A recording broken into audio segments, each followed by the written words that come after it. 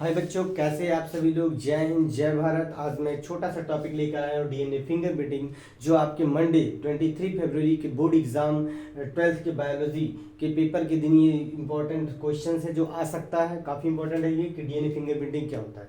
तो DNA fingerprinting is a laboratory technique. DNA fingerprinting एक laboratory technique है। इस टेक्निक का यूज बहुत सारे व्यक्तियों के बीच में डीएनए में पाए जाने वाले वेरिएशंस को चेक करने के लिए किया जाता है। और इसका मुख्यतः यूज किया जाता है क्राइम सीन पर, कि जहां पर कोई क्राइम वगैरह हो जाता है तो क्राइम हो जाने के बाद कौन क्रिमिनल है उस चीज़ की पता लगाने के लिए वहाँ से जो सैंपल मिलता है उस सैंपल के बेस पर हम डीएनए टेस्ट करते हैं और जो सस्पेक्ट होते हैं उसके डीएनए सैंपल से मैच करवाते हैं। मैच करवाने पर हमें पता चल जाता है कि क्रिमिनल कौन है। इसका यूज़ पैटर्निटी टेस्ट में भी किया जाता है कि कई बार क्या होता है कि एक बच्चा है तो कोई व्यक्ति कह रहा है कि वो हमारा बच्चा है, कोई दूसरे व्यक्ति कह रहा है हमारा बच्चा है।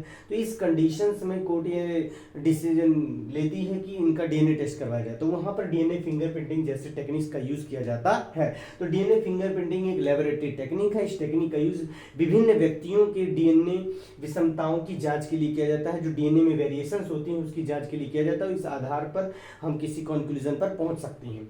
तो डीएनए फिंगरप्रिंटिंग जो है, ये जो टेक्निक है, this technique is developed by sir Alex Jeffrey in 1984। इस टेक्निक को डेवलप किया था सर एलेक्स जेफरी ने। कब किया था? 1984 में, 1984 में इस टेक्निक को डेवलप किया था। अभी जो टेक्निक है, इस टेक्निक को आप लिखोगे कैसे? तो लिखने का मतलब है, आप डीएनए फिंगरप्रिंटिंग जब आप हेडिंग डालोगे तो लिखोगे डीएनए फिंगरप्रिंटिंग एक लेबोरेटरी टेक्निक है। इस टेक्निक का यूज विभिन्न व्यक्तियों के बीच में डीएनए में पाए जाने वाले वेरिएशंस की जांच के लिए किया जाता है। अब अगली चीज, अब ये जो डीएनए फिंगरप्रिंटिंग है, इसको करने के लिए इसके बहुत सारे स्टेप्स हैं। मैंने आपको 6 स्टेप बताए हैं। इस 6 स्टेप के बेस पर ही डीएनए फिंगरप्रिंटिंग की जाती है। तो आइए स्टार्ट करते हैं कि कौन कौन से स्टेप है। तो सबसे पहला स्टेप ये है कि अगर जो मान लीजिए कहीं पर कोई क्राइम हो गया है तो उस क्राइम को पता करने की कि वहाँ का क्रिमिनल कौन है, कि किसने इस क्राइम को किया है। तो सबसे पहले हम देखते हैं कि वहाँ पर कोई जो फॉरेंसिक वाले जाते हैं क्या करते हैं, वो हेयर देखते हैं कि कहीं पर हेयर फॉलिकल गिरा हो, कोई ब्लड का क्लॉट गिरा हो, ब्लड गिरा हो, या पर सलाइवा या फिर कोई मसल्स मांस का कोई छोटा सा टुकड़ा गिरा हो, तो उसके बेस पर उस सैंपल को उठाते हैं और उस सैंपल में से डीएनए को आइसोलेट करते हैं। तो इस डीएनए को निकाल कर अब वो हो सकता है कि वो जो खून गिरा हो, जो ब्लड गिरा है, जो सलाइवा है, जो हेयर फॉलिकल हो सकता है उस क्रिमिनल का हो जिसने उस क्राइम को किया है। और अब ऐसा क्या होता है, तो इस वजह से हम उस सैंपल को उठाते हैं। तो सबसे पहले स्टेप यही होता है कि isolation and extraction of DNA. तो सबसे पहले हम उस क्राइम सीन पर या फिर जिसका भी चेक करना है डीएनए, उसका हम ब्लड लेते हैं या सलाइवा लेते हैं। तो हम ऐसा नहीं है कि डीएनए फिंगरप्रिंटिंग के लिए हम सलाइवा भी ले सकते हैं, ब्लड भी ले सकते हैं, हेयर फॉलिकल के बेस पे भी किया जा सकता है, मसल्स में जो सेल्स होती हैं उसमें से भी डीएनए निकाला जा सकता है। तो कोई भी सैंपल ले सकते हैं। तो मान लीजिए हम किसी क्राइम सीन से सैंपल हमने उठाया, तो सबसे पहले क्या करते हैं, isolation and extraction of DNA. तो डीएनए का सबसे पहले हम एक्सट्रैक्शन करेंगे, आइसोलेशन करेंगे। मतलब कैसे हम डीएनए को निकालें, तो इसको निकालने के लिए मेथड होते हैं भाई। हम सेल में, आपको पता है सेल में न्यूक्लियस होता है, न्यूक्लियस में आपका जेनेटिक मटेरियल डीएनए होता है। तो क्या करते हैं कि अब सबसे पहली बात तो एक चीज मैं आपको और बता दूं कि जितने भी ह्यूमंस है पूरे वर्ल्ड में, जितने भी नियर अबाउट 7 बिलियन जो भी ह्यूमंस हैं, ह्यूमन की पॉपुलेशन है, सभी लोगों का जो 99% डीएनए है वो नियर अबाउट सेम होता है। 99.9% डीएनए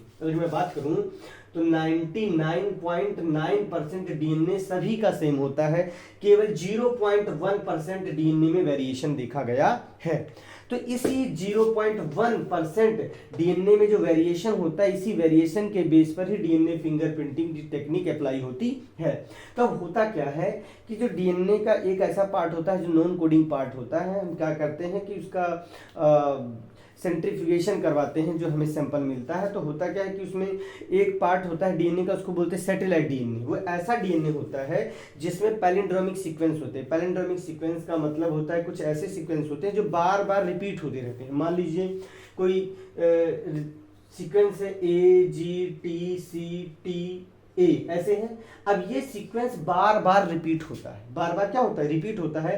तो ऐसे सीक्वेंस को हम कह सकते हैं कि ये, इसको बोला जाता है VNTR। क्या बोला जाता है? VNTR। VN मतलब variable number tandem repeat, variable number of tandem repeat, ये कुछ ऐसे रिपीट्स होते हैं जो बार बार रिपीट होते हैं, या शॉर्ट टेंडम रिपीट भी, इसको एसटीआर भी बोल, शॉर्ट टेंडम रिपीट्स भी होते हैं। तो जो variable number of tandem repeats है, ये जो बार बार रिपीट होते रहते हैं, और इसी के बेस पर ही हम डीएनए फिंगरप्रिंटिंग करते हैं।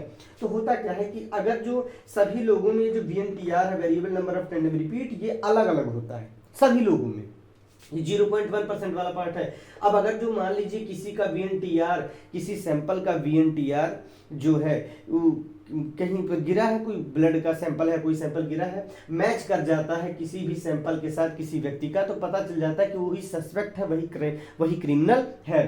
तो इस बेस पर हम इस टेक्निक को अप्लाई करते हैं। तो इसके जो भी स्टेप है, तो इसका पहला स्टेप है isolation and extraction of DNA. सबसे पहले हम डीएनए को, उस सैंपल को वहां से उठाते हैं, उस क्राइम सीन से या किसी भी जगह से लेते हैं सैंपल को, सैंपल में से हम डीएनए को एक्सट्रैक्ट करते हैं, आइसोलेट करते हैं। डीएनए को आइसोलेट करने के बाद में अगला प्रोसेस होता है कि digestion of DNA by restriction endonuclease enzyme. हम क्या करते हैं, उस डीएनए को रेस्ट्रिक्शन एंडोन्यूक्लियस एंजाइम की हेल्प से उसको कट करते हैं। अब रेस्ट्रिक्शन एंडोन्यूक्लियस जो एंजाइम होते हैं वो स्पेसिफिक टाइप के कुछ एंजाइम्स होते हैं, जिनका मेन काम ये होता है कि डीएनए को किसी स्पेसिफिक साइट पर कट करते हैं, और जितने भी डीएनए होंगे सभी डीएनए के पार्ट को एक स्पेसिफिक साइट पर ही कट करेंगे। तो इस कट की वजह से उसमें बहुत छोटे छोटे पार्ट सेगमेंट बन जाते हैं, कोई लार्ज सेगमेंट, कोई क्या कहते हैं स्मॉल सेगमेंट, ऐसे छोटे छोटे सेगमेंट्स बन जाते हैं। तो इसको बोलते हैं digestion of DNA by restriction endonuclease enzyme. तो उस एंजाइम की हेल्प से हम उसका डाइजेशन करते हैं, छोटे छोटे सेगमेंट में टूट जाता है डीएनए। उसके बाद क्या करते हैं, उसके बाद करते हैं separation of DNA fragment by gel electrophoresis. हम एक टेक्निक यूज करते हैं जेल इलेक्ट्रोफोरेसिस, जिसमें क्या होता है, एक कैथोड होता है, एक एनोड होता है, छोटा सा टैंक लाइक स्ट्रक्चर होता है, उसमें हम अपने सैंपल को डालते हैं, मीन्स उस फ्रेगमेंट को डालते हैं। उस फ्रेगमेंट में कैथोड एनोड होता है। कैथोड जो होता है वो निगेटिवली होता है, जो एनोड होता है वो पॉजिटिवली चार्ज होता है। क्योंकि जो डीएनए है वो निगेटिवली चार्ज होता है, तो पॉजिटिव चार्ज जो एनोड होता है उस तरफ अपने आप मूव करता है जब हम उसमें इलेक्ट्रिसिटी प्रोवाइड करते हैं। तो होता क्या है कि जब हम जेल इलेक्ट्रोफोरेसिस टेक्निक यूज करते हैं, तो जो डीएनए के फ्रेगमेंट्स होते हैं उस अपनी साइज के बेस पर है। तो क्या होता है कि जो जेल एगरोस जेल इलेक्ट्रोफोरेसिस जो होता है, इसमें हम करते क्या है कि इस टेक्निक में हम डीएनए को, अपने सैंपल को जेल इलेक्ट्रोफोरेसिस टेक्निक के थ्रू एनोड की तरफ मूव करवाते हैं, तो अपने साइज के बेस पर डीएनए अपने आप सेपरेट हो जाते हैं। तो जो सेगमेंट था, कोई सेगमेंट मान लो छोटा है तो सबसे आगे चला जाएगा, जो उससे बड़ा है उससे पीछे रहेगा, जो उससे बड़ा है वो उससे पीछे रहेगा, जो सबसे बड़ा है वो सबसे पीछे रहेगा। क्यों? क्योंकि उसका मॉलिक्यूलर वेट ज़्यादा है, उसका साइज क्या है, काफ़ी बड़ा है। तो उस जेल इलेक्ट्रोफोरेसिस मेथड जब हम अप्लाई करते हैं, टेक्निक यूज करते हैं, तो सबसे छोटा पार्ट होता है सबसे आगे चला जाता है। तो इस बेस पर, उसके साइज के बेस पर जो डीएनए है वो सेपरेट हो जाता है। उसके बाद हम क्या करते हैं, साउदर्न ब्लॉटिंग। साउदर्न ब्लॉटिंग एक ऐसी टेक्निक है जिसमें हम क्या करते हैं कि नाइट्रोसेलुलोज मेम्ब्रेन का यूज करते हैं या नाइलॉन मेम्ब्रेन का यूज करते हैं। इस नाइलॉन मेम्ब्रेन को हम क्या करते हैं, जेल इलेक्ट्रोफोरेसिस के ऊपर इस तरीके से रख देते हैं। रखने से क्या होता है कि उस नाइट्रोसेलुलोज मेम्ब्रेन या नाइलॉन की जो मेम्ब्रेन होती है उस पर जो हमारे डीएनए के फ्रेगमेंट है उस पर चिपक जाते हैं, एब्जॉर्ब हो जाते हैं। उसके बाद में हम उस साउदर्न ब्लॉटिंग के बाद अप्लाई करते हैं हाइब्रिडाइजेशन। अब अगली चीज, जब जेल इलेक्ट्रोफोरेसिस करते हैं तो उस समय हम एक एल्कालाइन का यूज करते हैं, जिसकी वजह से एल्कालाइन का यूज करते हैं। जब हम जेल इलेक्ट्रोफोरेसिस अप्लाई करते हैं तो एक एल्कालाइन केमिकल का यूज करते हैं, जिसकी वजह से क्या होता है कि जो डीएनए के डबल स्टैंडर्ड होते हैं वो अलग अलग हो जाते हैं, मीन्स उनका डीनेचुरेशन हो जाता है, वो सिंगल स्टैंडर्ड में कन्वर्ट हो जाते हैं, अलग अलग जब हो जाते हैं। उसके बाद में ही साउदर्न ब्लॉटिंग अप्लाई करते हैं। तो उसके बाद हाइब्रिडाइजेशन का मतलब हो गया, हमने कुछ क्या करते हैं डीएनए सीक्वेंसिंग की मदद से इनके क्या कहते हैं, हमें पता हो जाता है कि जो डीएनए का सेगमेंट है उसकी सीक्वेंसिंग क्या है। उस सीक्वेंसिंग के अपोजिट हम लोग बना लेते हैं कॉम्प्लीमेंट्री सीक्वेंस। क्या बना लेते हैं, कॉम्प्लीमेंट्री सीक्वेंस बना लेते हैं। किसमें, हाइब्रिडाइजेशन में। तो कॉम्प्लीमेंट्री सीक्वेंस बना के उसको हम बोलते हैं प्रोब। क्या बोलते हैं, probe. What is probe? Probe is a short part of DNA near about 10 to 20 nucleotide base pair. 10 से 20 न्यूक्लियोटाइड बेस पेयर का एक शॉर्ट सेगमेंट होता है डीएनए का, जो सिंगल स्टैंडर्ड होता है, जिसको हम प्रोब बोलते हैं। उस प्रोब को हम क्या करते हैं कि जो साउदर्न ब्लॉटिंग नाइट्रोसेलुलोज मेम्ब्रेन है उसके ऊपर हम अप्लाई कर देते हैं, मतलब उसके ऊपर उस कॉम्प्लीमेंट्री सीक्वेंसेस को अप्लाई कर देते हैं। तो जो कॉम्प्लीमेंट्री सीक्वेंसेस की जो प्रोब है वो प्रोब जाकर अपनी अपनी कॉम्प्लीमेंट्री सीक्वेंस डीएनए से क्या करती हैं, जुड़ जाती हैं। अब अगली चीज वो जो उसमें क्या होता है कि वो पहले से ही रेडियो एक्टिव एलिमेंट उसमें जुड़ा रहता है उस प्रोब में। तो उसके बाद हम करते हैं ऑटो रेडियोग्राफी। अब ऑटो रेडियोग्राफी में क्या होता है कि जो रेडियो एक्टिव एलिमेंट उस प्रोब में जुड़ा है, जब हम उसको मशीन के नीचे रखते हैं तो वो पहले से ही ऑटो रेडियोग्राफी में एक विशेष प्रकार की चमक होती है। इस चमक के आधार पर हमें पता चल जाता है। अब होता क्या है कि जैसे मान लीजिए कि वो जो नायलॉन मेम्ब्रेन है, अब उसमें ऐसे आपको पता चल जाएगा कि मान लीजिए ऐसे मैं आपको बना दूं एक छोटा सा, तो यहाँ आप देखेंगे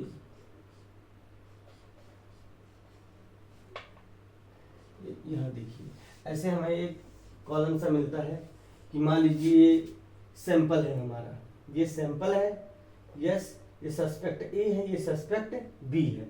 अब मान लीजिए सैंपल में एक VNTR यहाँ हमें एक सेगमेंट मिल रहा है, एक सेगमेंट हमें यहाँ मिल रहा है, एक सेगमेंट हमें यहाँ मिल रहा है। तो ए में मान लीजिए ये है ए, इसका इसके सामने आ रहा है, ये इसका इसके सामने आ रहा है, इसके इसके सामने आ रहा है। बट अब इसमें देखिए बी वाले में बिल्कुल इसके जस्ट सामने है। तो आप जब आप कंपैरिजन करेंगे, जब आप क्या करेंगे, कंपैरिजन करेंगे, तो आपको कंपैरिजन में दिख जाएगा। मैं इसको थोड़ा और क्लियर बना दूं तो आप, ताकि आपको दिक्कत ना हो। देखिए जब हमने कंपैरिजन किया तो देखा कि ए वाला जो सैंपल है, सैंपल का जो कुछ बैंड है वो किससे मैच कर रहे हैं, बी वाला जो सस्पेक्ट है उसके बैंड से मैच करते हुए दिख रहे हैं। समझो इसके VNTR हैं, इसके VNTR से कुछ मैच कर रहे हैं कि नहीं कर रहे हैं। तो इस वजह से हमारा जो सैंपल है इस बी वाले सस्पेक्ट से मिल रहा है। इसका मतलब जो क्रिमिनल होगा, जो सस्पेक्ट होगा हमारा, वो बी वाला होगा। तो बी जिसका भी DNA होगा वही व्यक्ति जो होगा क्रिमिनल होगा, वही व्यक्ति जो सस्पेक्ट होगा। तो इस बेस पर हम DNA फिंगरप्रिंटिंग करते हैं। तो सो दैट मुझे जहां तक लगता है आप लोगों को ये समझ में आया होगा। और जो भी बच्चे बोर्ड एग्जाम देने जा रहे हैं एक बार इसको जरूर देख लें। ठीक है, जय हिंद, जय भारत।